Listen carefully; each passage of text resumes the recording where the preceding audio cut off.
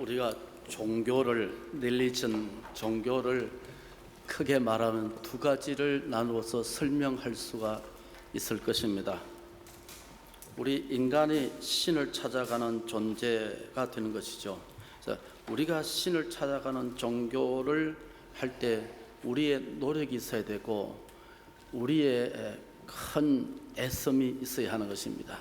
거기에 100~800가 있어야 되고 많은 공양이 있어야 되고 그것이 구원받는 중요한 수단이 된다고 하는 것이죠. 이걸 우리는 자연 종교라고 하는 것입니다.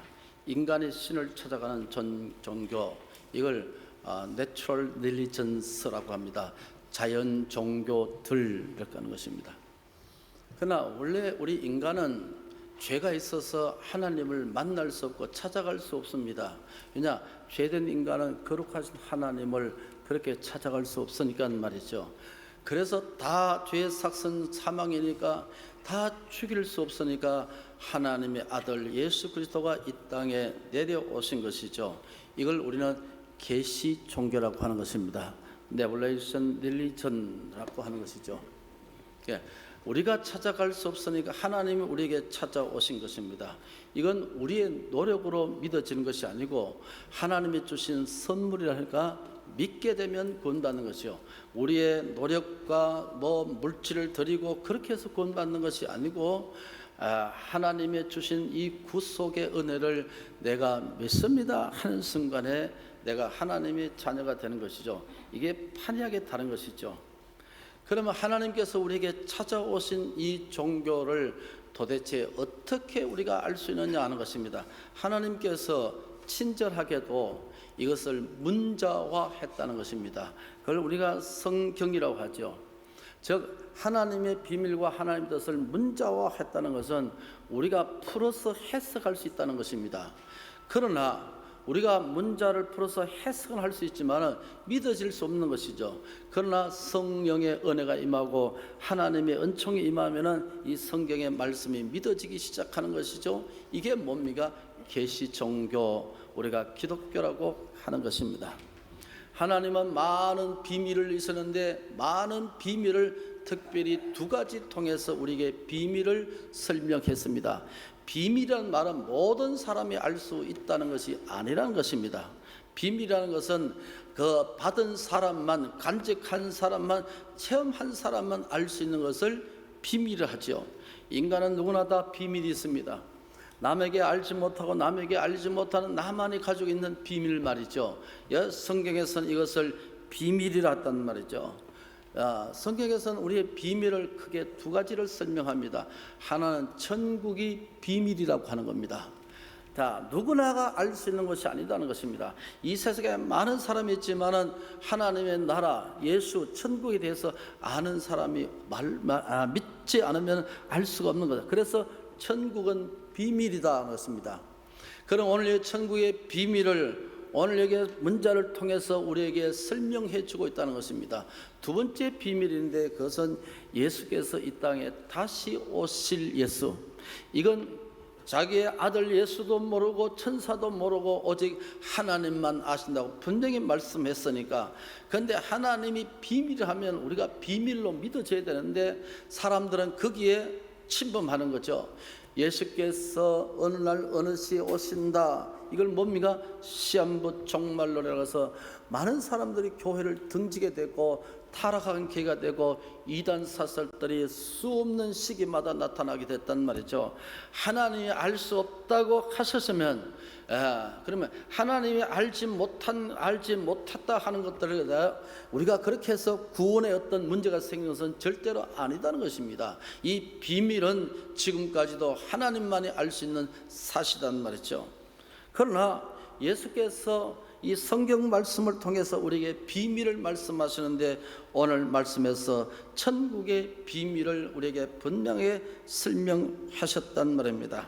자, 우선 여기에 10절을 통해서 천국의 비밀은 10불인 자의 비밀을 통해서 우리에게 말씀하셨습니다. 31절에 가서는 겨자씨와 누룩의 비유를 통해서 말씀하셨습니다. 35절 6절인가요? 가라지 비유를 통해서 말씀하셨습니다. 오늘 본문의 44절에서는 밭에 감추인 보화를 통해서, 즉 진주를 통해서 하나님의 나라 천국의 비밀을 우리에게 설명해 주고 있다 하는 것입니다. 그러면 비유라는 것은 천국의 진리를 세상적인 이야기로 표현한 것을 우리가 비유라고 말씀할 수 있을 것입니다.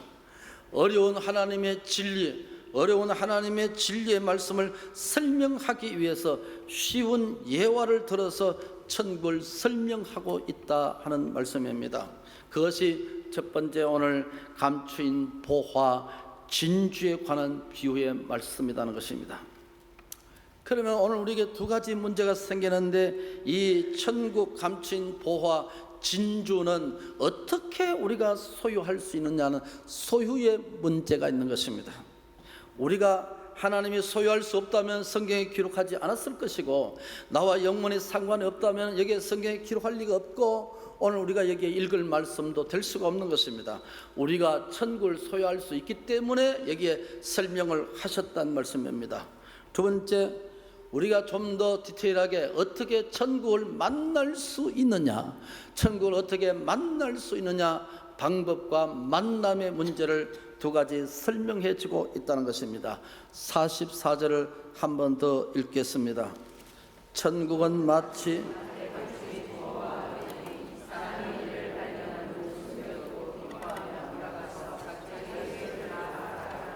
이 말씀에는 당시의 농경사회, 고대사회의 생활 풍습을 우리에게 그대로 드러내주고 있다고 보겠습니다.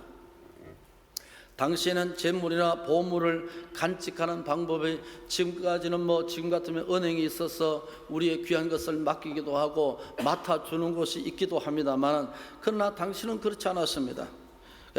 은행과 금고가 없던 시절이기 때문에 보물과 재물을 항아리에 그것을 넣어서 땅에다 깊이 묻어두는 방법을 사용했단 말이죠. 전쟁이나 난리를 만났을 때도 이러한 방법이 재물을 가장 잘 보관하는 그런 현명한 방법으로 당시에 알려져 왔습니다. 그런데 문제가 있습니다. 이렇게 되면, 전쟁이 났을 경우에는 주인이 죽을 수도 있을 것이고, 그 자리에서 쫓겨날 수도 있는 것이 전쟁 난리통이 아니겠습니까? 그러면 아무도 보물이 있는 곳을 알지 못한 채 그 보물은 땅에 그대로 오랫동안 영원히 묻혀버릴 수가 있지 않겠습니까? 이걸 여기서 전제로 하고 있습니다. 그 다음에는 땅에 보물을 묻어두었는데, 이 남편 같으면, 예를 남편은 아내에게도 말하지 않았습니다. 자식에게도 말하자 어떤 누구에게도 가르치지 않고 그만 보물을 묻어둔 그 남편이 죽었습니다. 불의의 사고로 그게 계시지 않습니다. 그 보물은 영원히 그곳에서 숨겨져 있을 것이라고 우리가 짐작할 수 있지 않겠습니까? 또 이런 경우도 있을 수 있겠습니다. 땅의 주인이 여러 번 바뀌고, 어떤 농부가 어느 날 농사를 짓는 중에 곡괭이에 무엇인가 걸려서 깊이 파보았더니 보물탄지가 발견이 됐습니다. 당시의 관례에 따르면은, 주인이 없는 곳이라면은, 보물을 하면은 이제 땅에 빌려서 소작농을 할 경우는 반반씩 나눠서 갖고, 주인이 없었을 경우는 발견한 사람이 그 보물을 다 차지하게 돼 있다, 그렇게 알려져 있습니다. 근데 여기 본문 말씀은 뭡니까? 소작농 같이요. 부자의 땅을 빌려서 농사를 짓습니다. 땅 주인과 보물을 나누어 가질 마음이 이 소작농은 없습니다. 나 혼자 다 가지려면 어떻게 되겠습니까? 그래서 빨리 기쁨으로 집에 돌아가서 자기의 전 재산을 다 팔아서 보물을 발견한 그 밭을 샀다고 말했습니다. 이 비유의 말씀은, 분명히 비유의 말씀은 우리가 천국을 어떻게 소유할 수 있느냐 하는 방법을 우리에게 설명해 주는 말씀이 될 것입니다.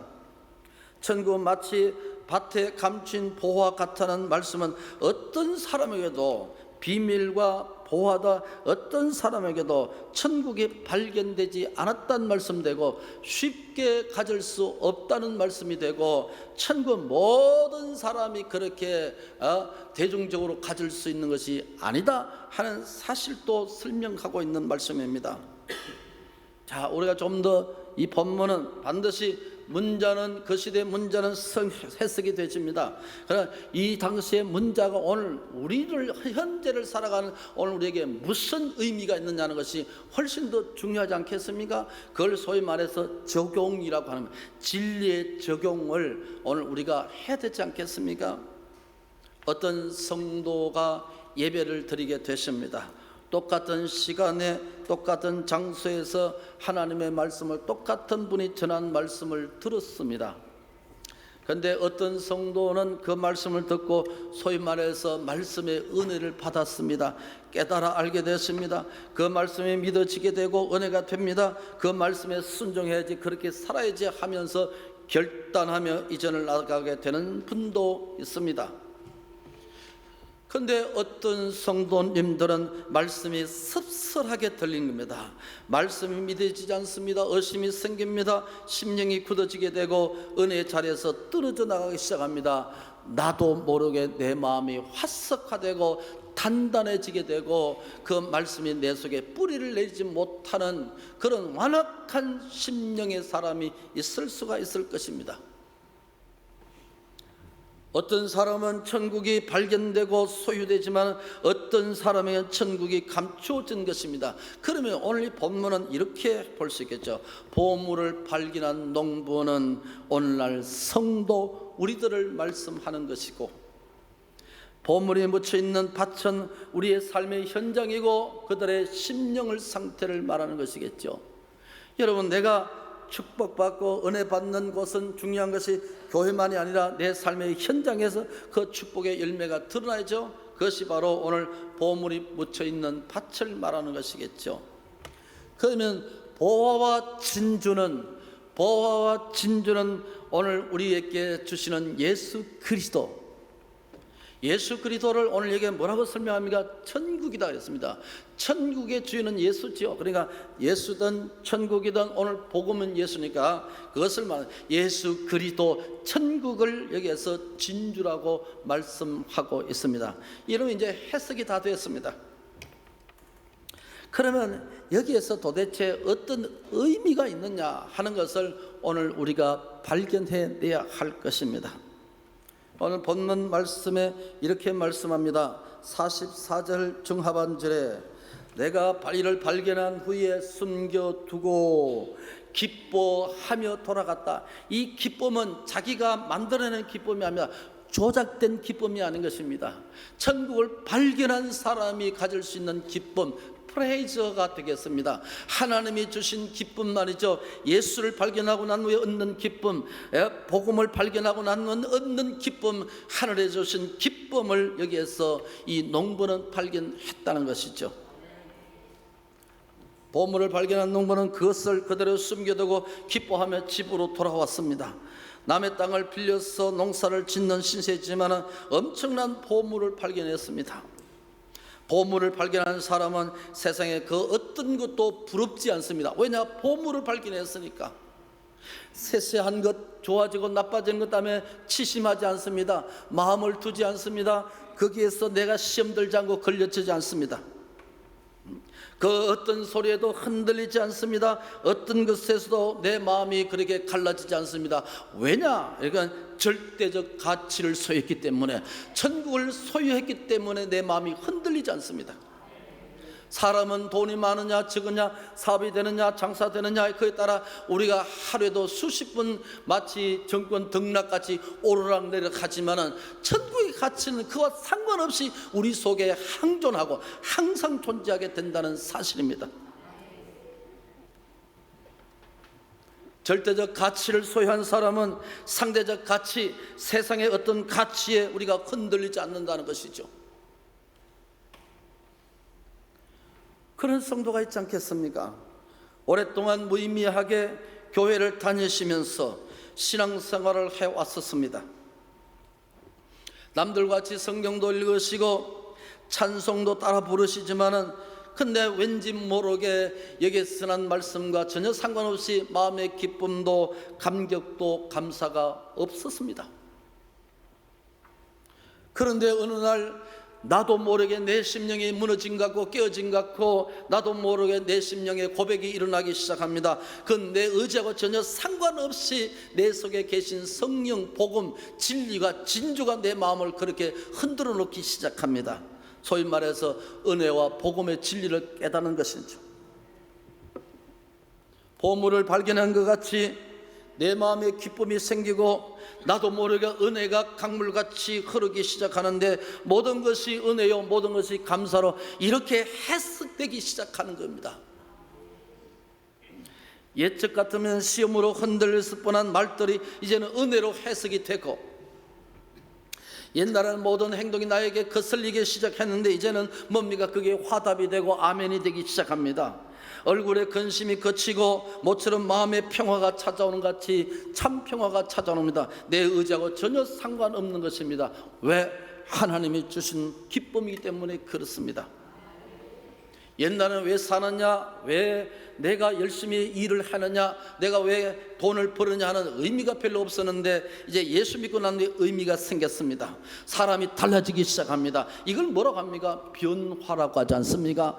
천국을 소유한 사람의 변화란 말이죠. 사울 바도는 빌립보서 3장 7, 8절 이렇게 설명했죠. 세상에 성공의 조건과 모든 혜택은 다 가지는 사람이 사울이었습니다. 그가 예수를 믿고 난 후에 자신이 고백하기를 그러나 무엇이든지 내게 유익한 것은 내가 그리스도를 위하여서 다 해로 여길 뿐더러 모든 것을 해로 여김은 내 주 그리스도 예수를 아는 지식이 가장 호상함이라. 내가 그를 위하여서 모든 것을 잃어버리고 배설물로 여김은 그리스도를 얻고 그 안에서 발견되려 함이라. 예수의 절대적 가치와 내가 가지고 있는 이 상대적 가치는 마치 똥같이 여겨졌다는 것은 배설물같이 여겨졌다는 것이죠. 하나님의 가치의 절대성을 깨닫고 하나님의 은혜를 절대성을 믿는 성도는 세상의 그 어떤 것에서 깊이 흔들리지 않게 된다는 사실입니다. 숨겨진 보물을 발견한 농부는 그 다음 날 자기의 소유를 다 팔아 밭을 샀다고 했습니다. 예수를 발견한 사람은, 천국을 소유한 사람은 세상 것에 집착하지 않습니다. 내가 소중하게 여기며 사랑했던 것이 예수 만나고 난 후에는 깨끗하게 포기되기 시작합니다. 여러분들 아이들 키워보셨지만 그렇죠. 중학생 이전에 초등학생 유치원 옛날에는 구슬치기 딱치기 하지 않습니까? 근데 아이가 그냥 그거에 그냥 얼마나 그걸 좋아하고 딱지를 차고 또 구슬을 모으는 것을, 그죠? 어느 날 우리 아이 보면 고등학생 딱 들어가니까 자기가 다 그것을 버리게 되더라. 그렇게 그거 신경 쓰지 말고 모으지 마라. 아무런 소용없다 하더라도 뭡니까? 가치가 다르고 그다음에 아주 철이 들지 않으니까 딱지와 구슬이 그렇게 좋은 몸입니다. 그러나 고등학생, 대학생이 되고부터는 구슬과 딱지가 책상 속에 다 사라졌습니다. 만약 그래도 고등학생이 돼도 구슬치기가 딱지가 하면 그건 뭡니까? 또라이죠, 또라이. 예? 여러분, 가치가 다른 것입니다. 나이가 먹음에 따라, 지적 수준이 넘에 따라 좋아하는 것들과 가치 기준이 달라지는 거 아니겠습니까? 유치원에 좋아하는 아이들이 좋아하는 것이 만약 대학생 돼도 좋아한다면 뭡니까? 기호와 같다면 그건 상당히 정신적으로 문제가 있지 않겠어요? 내가 예수를 믿고 그래도 예수 안에서 예수가 나의 구주로 발견되고 그분이 나의 생명의 주가 됐었는데 아직도 내가 주일날 교회 오는데 개 때문에, 여러분 개란 말은 다시 죄송합니다만 좋아하는 사람이 미안합니다. 그러나 저의 기준은 그렇습니다. 만약 개 때문에 아직도 교회 나오는 것이 지장받는다면 뭡니까? 여러분 가치가 개만도 못한 예배가 되지 않습니까? 그런데 어떻게 하나님의 은혜와 축복을 기대할 수 있겠습니까? 나를 낳아주시고 나의 생명의 근원이, 생명의 진수가 되신 내 부모를 찾아가는데, 내 짐승 때문에 부모를 찾아가는데 지정이 된다면 여러분 가치 기준이 뭐냐는 것입니다.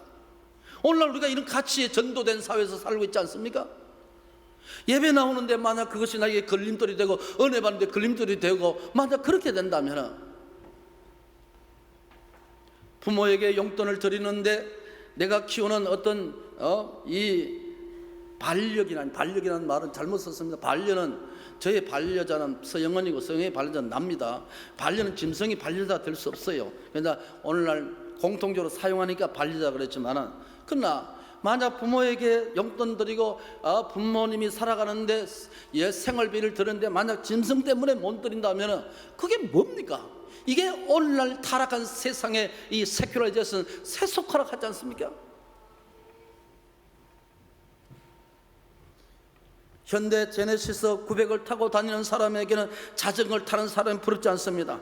여러분, 절대적 가치를 가지고 있는 사람에게 세상에 어떤 가치, 집이 좀 크든지 차가 크든지 돈을 좀 많이 버든지 적고 있는 것이 우리에게 있어서 신앙의 어떤 시험거리가 될 수 없다는 말씀입니다. 우리는 십자가 외에는 자랑할 것이 없습니다. 영원한 가치를 위해서는 상대적 가치를 우리가 포기할 줄 알아야 하는 것입니다.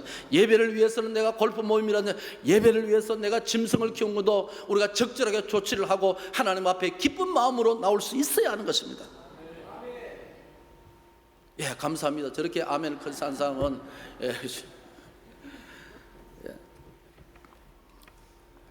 영혼을 발견한 사람은 재산을 다 정리하여 밭을 샀습니다. 그 이유는 밭 속의 보물 때문에 그렇습니다. 밭을 샀다는 것은 대가를 지불해야 된다는 것입니다. 여러분, 천국을 소유하기 위해서는 때로는 시간도, 때로는 물질도, 내 시간도 헌신도 바치는 것 아니겠습니까? 여러분, 왜 그렇습니까? 하나님의 나라가 예수가 좋기 때문에 하나님 앞에 여러분 이 자리에 나오지 않겠습니까? 여러분, 가실 곳 많고 만날 곳 많고 먹을 것 많지만 교회 나와서 헌신하고 충성하는 대체 이유가 무엇입니까? 예, 천국의 가치 때문에, 예수의 가치 때문에 그렇습니다. 여러분, 오래전에 이런 이야기가 있었죠. 사실이죠. 저 이태리의 토리노 대성당에 예수의 수의를 발견했다는 겁니다. 수의 전체가 아니라 다 찢어진 한 부분이라고 이제 과학적으로 점령해서 예수의 수의가 맞다고 그렇게 결정을 내렸는데, 그 토리노 대성당에서 예수의 찢어진 한 부분의 수의를 발견했는데 전 세계에서 뭐라고 말씀합니까? 그걸 대형 박물관이나 프랑스나 어느 방문해서 그걸 우리에게 파세요라고 했으니까 몇천억 드리겠습니다. 그러니까 신문에 나와서 조선일보에 파세요 그러니까 그 대성당에서 관계자가 뭡니까? 돈을 얼마든지 줘도 팔지 않겠습니다.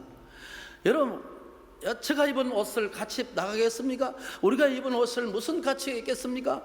그런데 예수께서 찢어진 그 수의, 십자가의 수의가 한 조각인데 불구하고 수천억을 준다더러 팔지 않는다는 것입니다. 왜 그렇습니까? 예수께서 입으신 옷이기 때문에 그렇습니다. 예수께서 나 위해 피를 흘리신 십자가의 옷이기 때문에 여러분, 그 가치는 정할 수 없는 것입니다. 천국의 가치는 돈으로 환산할 수 없는 것입니다. 나의 생명을 살리시고 나의 구주가 되시는 예수께서 우리에게 주신 그 하나님의 은혜를 값으로 매길 수 있습니까? 매길 수 없습니다. 자, 그 다음에 이렇게 말씀합니다. 45절을 읽으실까요? 또 천국은, 여기에 이런 동사가 있으면 구하라 그랬습니다. 구하는 그랬어요.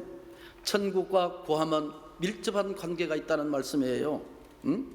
진주장사를 통해서는 우리가 구하고 찾고 두드려야 한다는, 내가 천국을 어떻게 소유하느냐 그럴 때 구하고 찾고 두드려라는 말씀입니다.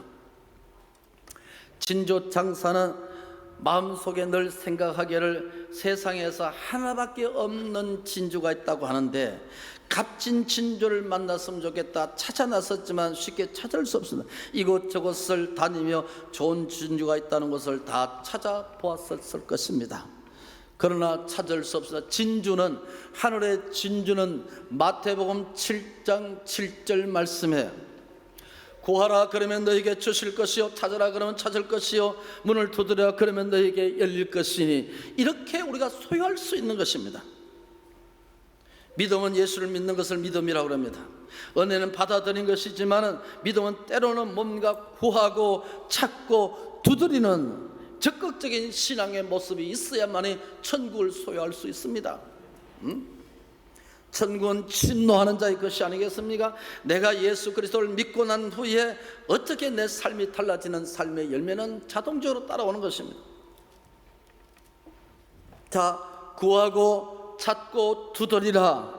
성경을 진지하게 읽으시고 예배를 진심으로 드리시고 하나님 앞에 내 삶의 무게를 진지하게 무릎 꿇고 하나님 앞에 사모하면서 나오는 순간부터 천국은 여러분 속에 가득 채워지기 시작합니다. 한 방울 두 방울이 가지산에서 만나고 손을 잡고 어깨동무를 하면서 태와 강물이 되듯이 내가 흘리는 믿음과 고백과 내 떨리는 눈물이 모이고 10년 20년 모여서 나중에 은혜의 강물이 되고 여러분들이 하나님의 생명의 역사를 이루는 그런 가정과 심령이 될 줄로 믿습니다. 그런데 이렇게 말씀합니다. 장사꾼은 진주를 발견하고 자기 자신의 가진 것을 전부 다 팔았다. 가진 것이 남은 것이 없습니다. 다 팔았다. 이제 내 속에 남은 것이 없습니다. 예수 위해서 다 틀었다. 이 말씀이죠. 내 속에 내 것이 없을 때 내 속에 예수 것이 채워집니다. 역설의 진리죠. 내 속에 내 것이 가득할 때 예수가 들어올 수 있는 여지가 없습니다. 그러나 내 속에 다 비어져 있을 때 하나님의 은혜를 채워지게 되고 내 삶을 다스리는 성령이 역사가 일어나기 시작하고 내 속에 그리스도 예수가 나의 주인으로 내주하기 시작하는 것입니다. 하나 더 고백하죠. 하나 더 우리가 해석합시다. 천국은 절대적 가치가 있다는 것이죠. 자, 46절을 다 같이 읽겠습니다. 극히 값진 진주 장사는 값비싼 진주 하나를 발견했을 때 모든 재물을 다 팔아버렸다 했습니다. 예수 믿는 것도 다 이와 비슷해요. 세상에 많은 진주들이 있습니다. 세상에 내가 좋아하는 진주들이 많아요. 그러나 가장 완벽하고 가장 귀한 진주 되신 분은 예수밖에 없다는 말씀이 아니죠. 이렇습니다. 이렇게 극히 값진 진주 하나, 영어로 말하면 out of value란 말이죠. 여러분들이 이 세상에 많은 귀한 것들이지만 그 중에 최고의 가격, 최고의 가치는 그리스도 예수라는 말씀입니다. 그걸 진주라는 것입니다.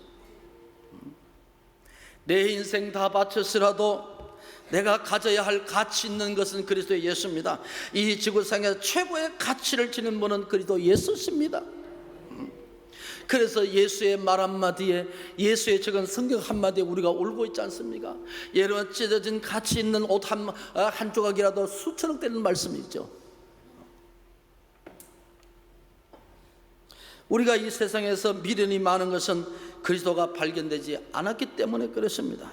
내 것을 포기할 줄 알아야 진주 되신 예수를 발견할 수 있습니다. 지금은 손흥민 선수가 우리나라에 병역 혜택을 받았죠. 받기 전에 어떤 축구 게임에서 그 메달을 따야 되는데 메달을 못 땄습니다. 그런데 손흥민 선수가 막 대성통곡하고 울더라고요. 여러분 어떻게 생각하십니까? 손흥민 선수가 너무 자주 울지 않습니까? 뭐 저만 울고 그러는데 나는 다른 거 좋은데 사나이가 자꾸 우는 거 싫더라고. 왜 울었습니까? 저는 이렇게 해석했습니다. 병역 면제 못 받아서 안타까워서 울었다. 나는 그 부분 중에 한 부분 이렇게 생각을 했습니다. 해석은 사람 따라 다르니까 말이죠. 그러니까 그때 그걸 메달을 따야 되는데 동메달 따야 되는데 못 땄으니까 면제를 못 받아. 그 후에 가서 면제를 받았습니다만은, 여러분 도대체 올림픽이라는 것이 도대체 무엇이에요? 명예와 부귀와 물질이 다 포함되는 것을 올림픽의 메달이라지 않습니까? 그게 생명을 걸잖아요. 한 번 금메달을 따면 평생 연금이 나오고 물질적인 보상이 여러 군데서 주어지게 돼. 그야말로 금메달이 그들의 값진 진주 같은 것이 때문에 거기에 생명을 걸고 거기에 인생을 걸지 않습니까? 그러나 이것은 영원하지 않습니다. 이 금메달이, 세상에 있는 이 금메달, 올림픽 금메달이 천국 가지 않는 패스포드가 될 수 없습니다. 나의 구주만이, 천국을 소유하는 만이, 예수 그리스도 믿는 것만이 내 인생을 변하게 만들고 내 인생을 천국까지 인도할 줄로 믿습니다. 성도는 상대적 가치, 세상적 가치와 절대적 가치를 구분할 수 있어야 됩니다. 하나님 앞에 드리는 시간과 세상에 드리는 시간과 우선순위를 정할 수 있어야 됩니다. 내 것을 사용한 거 하나님 앞에 드릴 거다고 구분할 수 있어야 됩니다. 천국을 어떻게 소유하는가? 내 것을 포기하고 또 천국을 소유할 수 있습니다. 천국을 어떻게 만날 수 있는가? 진심으로 찾고 구하고 두드리는 인간적인 노력이 있을 때 천국이 내 삶 속에 가득히 채워지게 되고 천국의 삶을 살게 될 줄로 믿습니다. 인간은 누구를 망라하고 무엇을 소유하느냐에 따라서 행복과 불행이 결정되고 사람의 됨됨이와 가치가 결정되는 겁니다. 내 속에 예수를 모시게 되면은 여기 그야말로 가치 있는 존재가 됩니다. 땅에 있는 성도는 존귀한 자니 뭐가 존귀합니까? 예수를 소유했기 때문에 존귀한 자입니다. 그래서 나를 존귀하다 그랬으니까 세상에 어떤 것도 우리를 해하지 못하고 어떤 것도 우리의 생명을 뺏어갈 수 없습니다. 오직 내 생명을 뺏어갈 자는 하나님 외에는 없습니다. 그러면 여기에 살아있고 여기에 숨쉬는 건 누구의 뜻입니까? 아버지의 뜻입니다. 하나님의 뜻입니다. 어느 누구도 내 생명을 뺏어갈 수 없습니다. 하나님이 살려주셨으니까. 왜 살려주셨습니까? 하나님 뜻이 있습니다. 주의 사명이 있기 때문에 살려주셨단 말입니다. 나는 나이가 먹어서 아무것도 할 수 없습니까? 자리에 앉았었습니다. 한마디라도 국가를 위해서 한 목소리 한마디라도 교회를 위해서 기도하신다면 그게 그분의 노인의 사명이고, 자식들을 위해서 한마디 기도하신다면 그게 사명이 아니겠습니까? 이런 천국을 소유할 수 있기를 축복합니다. 천국을 만날 수 있기를 축복합니다. 여러분들의 천국 속에 하나님의 영광을 드릴 수 있는 복된 성도가 되기를 예수의 이름으로 축복합니다. 기도하실까요? 내 마음속에 하나님의 은혜가 가득 채워지게 하시고 천국이 풍성하게 되는 우리 성도들 되게 하옵소서라고 다 같이 동서로 기도하겠습니다.